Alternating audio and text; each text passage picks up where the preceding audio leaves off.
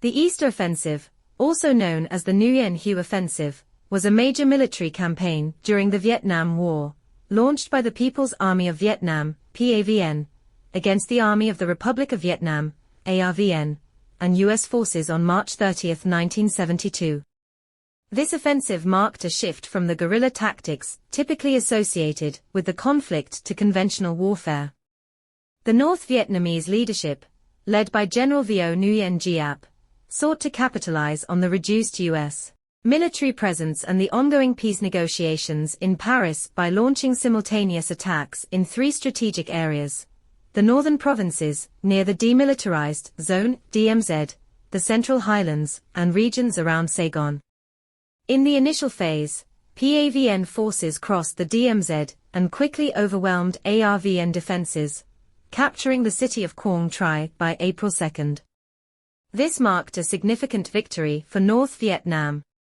The second phase targeted the Central Highlands, with the aim of cutting South Vietnam in half by capturing Com Tam and Pleiku. Despite initial successes, the ARVN, with substantial U.S. airpower support, managed to hold key positions and prevent a complete PAVN takeover. The third phase focused on the region around Saigon, particularly an LOC in Bin Long province.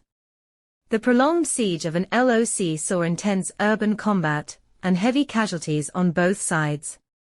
ARVN defenders, bolstered by U.S. air support, successfully repelled the PAVN assault, dealing a significant blow to North Vietnamese morale. In response to the offensive, the U.S.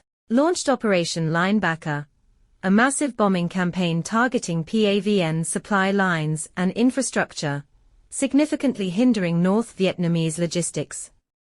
The ARVN, though initially overwhelmed, received substantial air and artillery support from U.S. forces, allowing them to regroup and counterattack.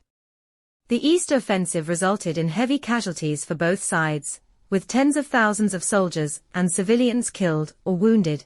Although the PAVN achieved initial territorial gains and demonstrated their ability to conduct large-scale conventional operations, they ultimately failed to hold key positions. The ARVN, despite being battered, managed to recapture lost territory, including Quang Tri, by September 1972. The offensive had significant political and military repercussions. It exposed the vulnerabilities of South Vietnamese forces without direct U.S. ground support and highlighted the challenges of Vietnamization. The intensive U.S. bombing campaign and the resilience of ARVN forces showed North Vietnam the high cost of continued conventional warfare. This pivotal moment in the Vietnam War underscored the complex interplay between military actions and diplomatic efforts, ultimately leading to the eventual signing of the Paris Peace Accords in January 1973.